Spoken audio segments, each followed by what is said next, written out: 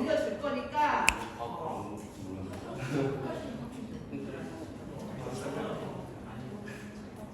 지금부터 2024년 상영 모의유형 관련해서 사전 교육을 시작해 보겠습니다. 이거 한 10분 정도만 설명 간단하게 끝나니까 집중해서 들어주시면 감사하겠습니다. 일단 목차는 우리가 진행하고 있는 1학년 모의유형 캠프가 무엇인지, 그리고 모의유형의 순서가 어떻게 되는지, 모의유형의 예시, 진행 예시는 어떻게 되는지, 그리고 평가 방법은 어떻게 되는지 이 네 가지 항목으로 주요하게 설명을 해보도록 하겠습니다. 먼저 모의유형이 무엇인지에 관한 설명입니다. 모의유형의 약자인 N유형은 모델 유형의 약자로서 실제 세계의 대표자가 모여 회의하는 것처럼 여러분들이 각각의 유엔 회사 역할을 맡아서 각 자국의 입장을 대변하고 주제에 대한 토의를 진행하는 것을 목적으로 합니다. 그래서 저희 대회 같은 경우에는 최종 결의안 작성까지를 목표로 하면서 세션 1과 2를 구분하게 되는데, 이 부분 다시 설명을 드리면, 일단 세션 1에서는 의장의 인사, 그리고 주제, 절차 소개가 있을 예정이고, 상황에 따라 정해지는 않지만 반담 선생님 환영사 및 국제기구, 그러니까 각국의 인사가 진행될 예정입니다. 그리고 대표단 인원수를 확인한 뒤에 가장 중요한 각 나라별 기조의 연설문 발표가 있을 예정이에요. 여러분들 각각 팀 2명씩으로 지원하시게 될 텐데, 이 중에서 한 명을 대표자로 뽑아서 앞에 나와서 영어로 발표를 진행해 주시면 되겠고, 이 부분이 모의유형 캠프의 부분에서 가장 중요한 부분이 되겠습니다. 그래서 간단하게 작성법 설명을 드릴 텐데, 더보다 더 자세한 내용은 저희가 리고스쿨 공지사항에 올려놨고, QR코드를 찍어서 확인하실 수 있으니까 꼭 확인하셨으면 좋겠고, 일단 국가가 의제에 관해서 취할 입장을 해당국의 대사가 되어서 대변하는 과정입니다. 그래서 이번 의제의 경우에는 정보사회와 프라이버시권이라고 하는 의제에 대해서 자국의 입장을 발표하는 자리가 될 텐데, 말씀드렸듯이 팀별 2인 1조로 한 국가를 선정해서 기조연설문을 작성하고 이게 예선이 됩니다. 그래서 예선을 통과하시는 팀만 대상으로 해서 이제 다시 본선에서 앞에 나와서 발표를 하는 식으로 저희가 진행될 것 같고, 말씀드렸듯이 이번 의제는 정보사회와 프라이버시권이라고 해서 농업과 산업사회를 거쳐 정보사회에 현재 발생하고 있는 개인정보 관련 문제들을 국가별로 중점적으로 분석하고자 하였고, 주제 선정에 사실 좀 고민을 많이 했는데, 그나마 주제가 문이과의 효용성이 낮기도 하고 최근 발생하고 있는 텔레그램 범죄 관련해서 심각성도 있다고 생각해서 이 주제를 선정하게 되었습니다. 그래서 이제 공지드린 바와 같이 선정한 국가의 프라이버시권 현황, 개인정보 유출 등 여러분이 문제 사례를 기조 연설문에 언급해 주시거나 국가에서 추진하고 있는 혹은 추진하고 싶은 정책을 언급하는 식으로 여러분들이 한국어와 영어 각각 연설문 내용을 구성해 주시면 됩니다.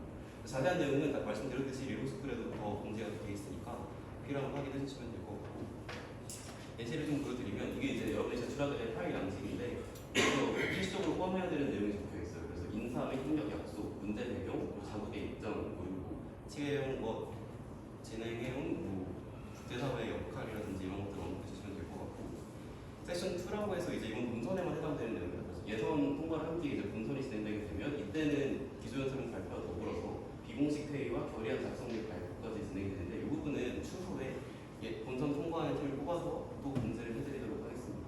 그래서 이게 실제 진행했던 예시예요. 이게 인권에 관한 모의위원회 주제로 중국팀의 발표 내용이었는데, 한국어로 먼저 설명을 드리자면, 앞서 말씀드렸듯이 이렇게 앞에 인사를 해주고 다른 국가들과 최선을 다해 노력하겠다는 협력 의지를 먼저 말씀해 주신 뒤에 형식을 지켜서 이제 의제 관련 국제기구활동, 그러니까 여기 사례 같은 경우에는 유엔이 실제로 유엔 인권이사회를 설립해서 인권을 지키기 위한 노력을 했다는 점을 중점적으로 언급해 주시면 되겠고, 저희 같은 경우에는 국가를 중국으로 선정했기 때문에 중국의 외교부장이 어떤 말을 썼는지, 그리고 중국 국가적인 입장에서 어떠한 결의안을 통과하는 걸 목표로 했고 추진하고 있었던 건 무엇이었는지라고 하는 국가의 비전을 이렇게 제시해 주시면 되겠고, 또 여기에 생략되어 있지만 이와 관련해서 또 국가의 현재 상황이라든지 현재 정책, 미진한 점들까지 언급해 주시면 되겠습니다. 이건 또 다른 사례인데 이제 이건 생물 다양성에 대한 호주 국가의 모의위원 기조 연설문 파일이에요. 그래서 여기 같은 경우에는 문제점들을 해결하기 위해 침입종 관리, 산불 예방, 해양 생태계 보호를 하겠다는 문제에 대한 해결 방안을 제시해주고 있고, 마무리 발언까지 해서 이렇게 전체적으로 하나의 기조 연설문을 구성하시게 됩니다.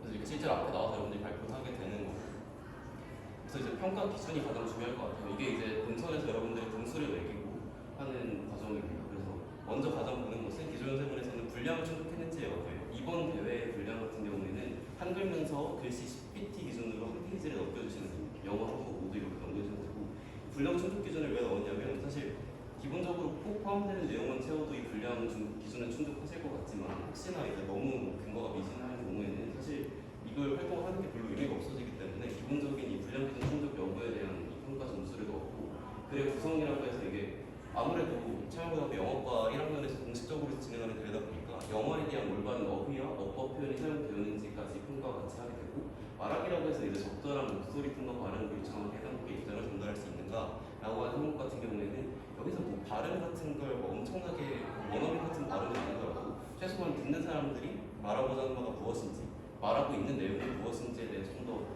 알아들을 수 있게끔 명확하게 전달해 주는 것 정도면 아마 좋은 점수를 받을 수 있을 것 같고, 감정 요소가 이번에 좀 특별하게 들어가 있는데 작성 시마다 항상 문제가 되는 부분은 또 여기 영어 토론이나 시사 토론부 같은 경우도 마찬가지로 이 다른 사람이 적은 내용을 그대로 복사 붙여넣기 해서 표절을 한다던가, 번역기를 사용해서 한국어로 영상을 작성해서 전체를 다 번역기로 돌려서 제출하신다거나, 최근에 생성형 인공지능이라고 해서 이제 챗GPT, 뭐 제미나이 같은 이런 프로그램으로 본인의 직접 노력이 들어가지 않는 파일을 제출하는 경우가 적발된다면 이건 감점 요소가 되겠고, 당연히 적발되지 않는다면 0점까지, 그래서 최대 마이너스 3점까지 감점을 넣어줄 수 있기 때문에 이 부분에 좀 유의해서 발표를 진행해 주시면 감사하겠습니다. 이제 본선에만 해당되는 내용이고, 요거 역시 다시 본선에 진출한 국가를 대상으로 2차 설명회에서 더 자세하게 설명드리도록 하겠습니다. 그래서 향후 주요 일정만 말하고 오늘 1차 설명은 여기까지 하겠는데, 먼저 이번 주 일요일까지 여러분들이 국가별 기조 연설문을 한국어와 영어 파일로 리뷰로 스쿨 경시대회에 제출해 주시면 되고, 이걸 바탕으로 저희가 9월 9일에 파일을 받아서 평가를 한 뒤에 1차 합격팀을 발표할 예정입니다. 그래서 이날 정선되는 문자를 좀 잘 확인해 주시면 감사하겠고, 그리고 이제 10월 16일, 그러니까 기말고사가 저희가 14일 월요일에 끝나요. 그리고 이제 다음날 모의고사를 보고, 이 다음날 이제 수요일에 점심시간에 마찬가지로 지금처럼 합격자 팀만을 대상으로 해서 다시 한번 사전 교육을 진행한 뒤에 모두 금요일에 모의위원 본선을 진행할 예정입니다. 그래서 금요일이 6교시이고 방과 후에 한 90분 정도 진행될 예정이니까 여러분들 차후 일정에 본선에 진출하시는 경우에는 좀 참고해 주시면 감사하겠습니다. 혹시 질문 있을까요?